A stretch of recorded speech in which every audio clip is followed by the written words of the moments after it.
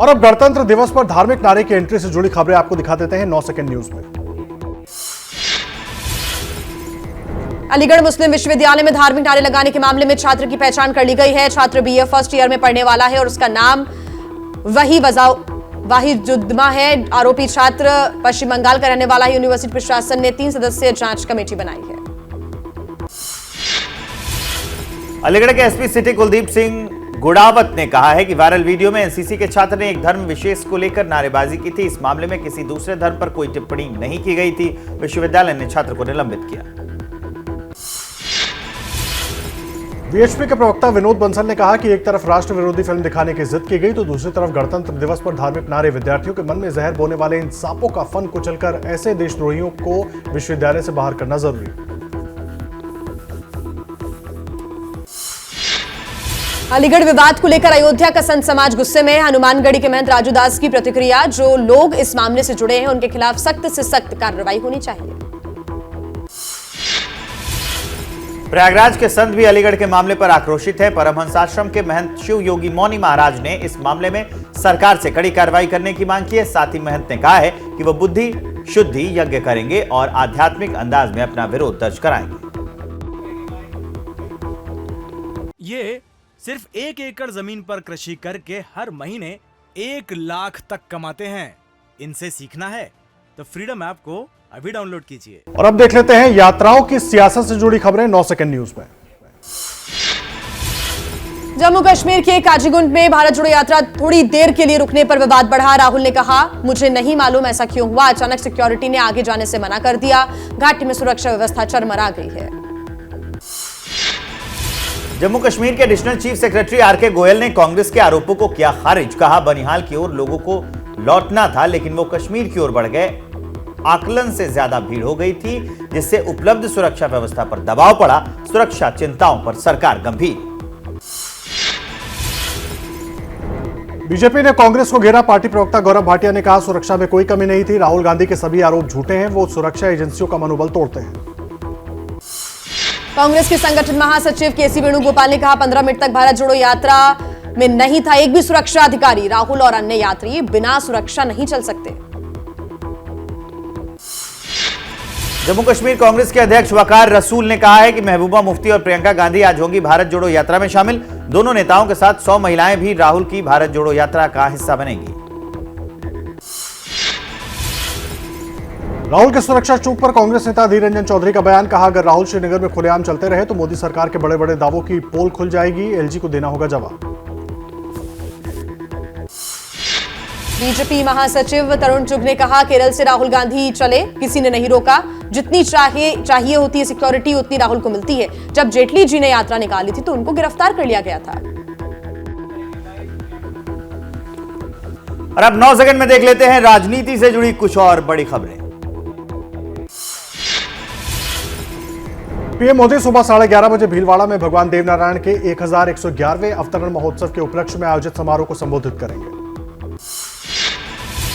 नीतीश कुमार और उपेंद्र कुशवाहा में तनातनी बढ़ गई है। नीतीश कुमार ने कहा, रोज रोज एक ही मुद्दे पर नहीं बोल पाऊंगा। कोई आए या जाए पार्टी को कोई मतलब नहीं। नीतीश ने पूछा, उनको राज्यसभा और विधानसभा में किसने भेजा। उपेंद्र कुशवाहा ने कहा, हम आए गए वाले नेता नहीं है। आरजेडी से डील पर क्यों नहीं बोलते। ओपन बहस तो नीतीश कुमार ने शुरू की। हम तो मिलकर बात करना चाहते हैं। नीतीश बताएं कहां मिलना है। बिहार जेडीयू के प्रदेश अध्यक्ष उमेश कुशवाहा का उपेंद्र कुशवाहा पर हमला। पूछा, उपेंद्र कुशवाहा बताएं कि उन्होंने जेडीयू की मजबूती के लिए कौन सा काम किया। कितने सदस्यता अभियान चलाए। जब बेरोजगार थे तब नीतीश ने मदद किया। बिहार में महागठबंधन पर चुनावी रणनीतिकार प्रशांत किशोर का बड़ा खुलासा। कहा, नीतीश कुमार ने मार्च 2022 में ही उन्हें बता दिया था कि महागठबंधन बनाने जा रहे हैं। साथ ही कहा, नीतीश चाहते हैं कि लालू का जंगलराज फिर से लौट आए ताकि जनता नीतीश को फिर से इसी बहाने याद कर सके। उपेंद्र कुशवाहा पर बोले बिहार के डेप्यूटी सीएम तेजस्वी यादव। कहा, ऐसा नहीं है कि नीतीश ने कभी उनका सम्मान ना किया हो। हम लोग भी सम्मान करते हैं। सांप्रदायिक शक्तियों को रोकने के लिए ही महागठबंधन बना है।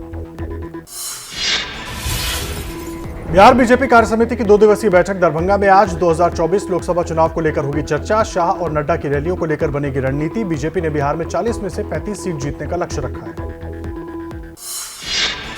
आलोचना बनाम आरोप वाले पीएम के बयान पर जेडीयू नेता केसी त्यागी ने एबीपी न्यूज से कहा, पीएम ने सही कहा लेकिन अपनी पार्टी के नेताओं को भी देनी चाहिए सलाह। बीजेपी नेता चरित्र हनन तक पहुंच जाते हैं।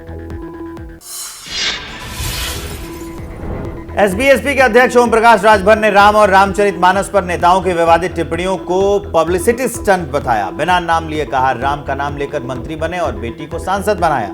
अब कोई नाम लेने वाला नहीं है तो दे रहे हैं ऐसा बयान। क्या राज्यपाल के न्योते के बिना ही बन गई शिंदे सरकार? आरटीआई कार्यकर्ता संतोष जाधव की आरटीआई में खुलासा, सरकार बनाने के न्योते वाले पत्र का रिकॉर्ड राज्यपाल सचिवालय में नहीं। खुलासे के बाद विपक्ष सरकार पर हमलावर। मुंबई के मलाड इलाके में विवादित टीपू सुल्तान इलाके का नाम महाराष्ट्र सरकार ने हटा दिया है। महाराष्ट्र के पर्यटन मंत्री मंगल प्रसाद लोढ़ा के मुताबिक जल्द रखा जाएगा नया नाम। कहा, छत्रपति शिवाजी के राज्य में टीपू सुल्तान की कोई जरूरत नहीं है। राजनीति की कुछ और खबरें दिखाते हैं आपको 9 सेकंड में। छत्तीसगढ़ के पूर्व सीएम रमन सिंह का बघेल सरकार पर हमला। कहा, 4 साल से राज्य में नहीं हुआ कोई काम, ना सड़क, ना पुल, ना अस्पताल बना। जनता की आंखों में धूल झोंकने का चल रहा है काम। पंजाब के लोगों को मान सरकार की सौगात। केजरीवाल और भगवंत मान ने 400 मोहल्ला क्लिनिक की शुरुआत की है। केजरीवाल ने कहा, गली गली में मोहल्ला क्लिनिक खुलेंगे। इससे पहले 15 अगस्त को भी 100 मोहल्ला क्लिनिक की शुरुआत की थी। तेलुगु अभिनेता तारक रत्न पदयात्रा के दौरान बेहोश हुए टीडीपी नेता और चंद्रबाबू नायडू के बेटे नारा लोकेश की युवा गालम पदयात्रा में ये शामिल हुए थे। आंध्र प्रदेश के कुप्पम के अस्पताल में भर्ती हैं फिलहाल। राहुल गांधी की भारत जोड़ो यात्रा पर पूर्व कैबिनेट मंत्री संजय सिंह का बयान। कहा, राहुल गांधी को पहले अपने कांग्रेस की स्थिति को ठीक करने की जरूरत है, भारत को जोड़ने की आवश्यकता नहीं है। पीएम मोदी भारत की ताकत को बढ़ाने के लिए दिन रात जुटे हुए हैं। विवादों से घिरे रहने वाले यूपी के मंत्री योगेंद्र उपाध्याय ने घायलों के परिजनों को धमकाया। मुख्यमंत्री के आदेश पर पीड़ितों को मुआवजे का चेक देने पहुंचे थे। मंत्री ने कहा, मैं दूसरे टाइप का नेता चाहिए, चेक चाहिए या नहीं यह बताओ। वीडियो वायरल हो रहा है। यूपी के डिप्टी सीएम केशव प्रसाद मौर्य ने कहा कि समाजवादी पार्टी डूबता हुआ जहाज कांग्रेस की तरह हो जाएगी विलुप्त। मुलायम सिंह को भारत रत्न की मांग करने वाले नादान किस्म के लोग हैं। ये सिर्फ 1 एकड़ जमीन पर कृषि करके हर महीने 1 लाख तक कमाते हैं। इनसे सीखना है तो फ्रीडम ऐप को अभी डाउनलोड कीजिए।